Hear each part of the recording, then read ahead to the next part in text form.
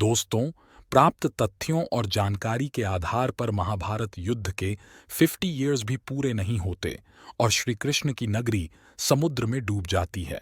साथ ही द्वारका के डूबने से पहले श्री कृष्ण और बलराम भी पृथ्वीलोक को छोड़कर चले जाते हैं और पूरा यदुवंश ही खत्म हो जाता है। आखिर भगवान का वंश क्यों खत्म हो गया? यह सवाल मन में जरूर उठेगा।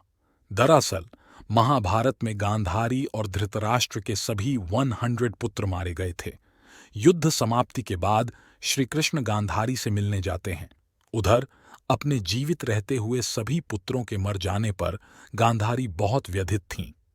एक मां के दर्द आंसुओं से गांधारी ने श्री कृष्ण भगवान को शाप दिया कि जिस तरह मेरे वंश में नाम लेने वाला कोई नहीं बचा, ठीक वैसे ही तुम्हारा वंश भी नहीं चल पाएगा।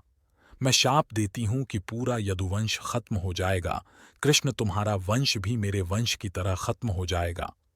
गांधारी के क्रोध और दर्द की चित्कार से पूरा महल गूंज रहा था और कृष्ण शांत भाव से गांधारी के समीप खड़े हुए थे। गांधारी द्वारा श्री कृष्ण को शाप दिए जाने के चौथे दशक में द्वारका में लगातार अपशकुन होने लगे। तेज आंधियां, प्राकृतिक आपदाएं रोज की बातें बन गईं। इसी बीच एक दिन देवऋषि नारद, महर्षि विश्वामित्र, अन्य कई महर्षियों के साथ द्वारका आए। इन सिद्ध मुनियों को एक साथ देखकर द्वारका के कुछ युवकों ने इनसे मजाक करने का विचार आया।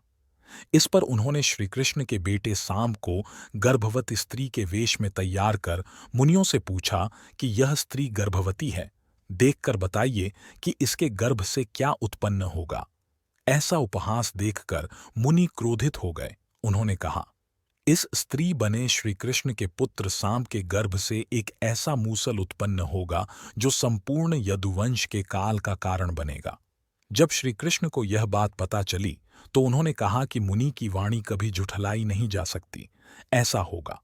फिर ऐसा हुआ भी। जब मूसल के बारे में राजा उग्रसेन को पता चला तो उन्होंने इस मूसल को समुद्र में फेंकवा दिया। परंतु ऋषिवाणी खाली कैसे जाती? श्री कृष्ण ने यदुवंशियों को तीर्थ पर भेजा और वहां वे आपस में लड़ने लगे। एक दूसरे पर वार करने के लिए वह जो भी पेड़ पौधा या घास उखाड़ते, ऋषि शाप से वह मूसल में बदल जाती। ऐसा मूसल जिसके एक वार से प्राण निकल जाए। जब श्री कृष्ण को यह बात पता चली है तो वह वहां पहुंचे।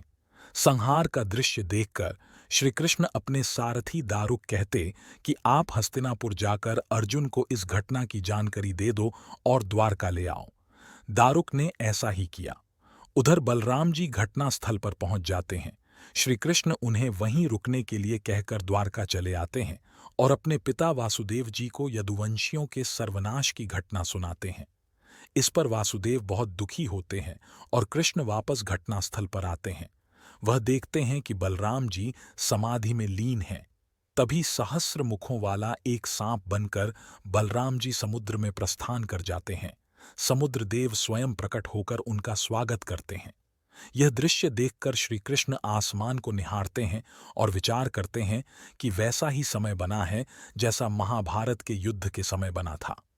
यह विचार करते हुए वह एक पैर के नीचे बैठ जाते हैं, जहां एक शिकार दूर से उनके पैर को देखकर हिरण का मुख समझता है और तीर मार देता है। इस तीर से श्री कृष्ण बैकुंठ लोक को प्रस्थान कर जाते हैं। अर्जुन द्वारका पहुंचते हैं। अर्जुन के आने के कुछ समय बाद वासुदेव जी प्राण त्याग देते हैं। उन सभी अंतिम संस्कार कर बाकी बची स्त्रियों और बच्चों को अर्जुन अपने साथ द्वारका ले जाते हैं।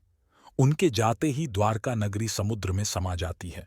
तो आज हमने द्वारका के डूबने के रहस्य के बारे में जाना। अगर आपको वीडियो पसंद आया तो हमारे चैनल थ्योरी ब्रेकर को like, comment, share and subscribe करें।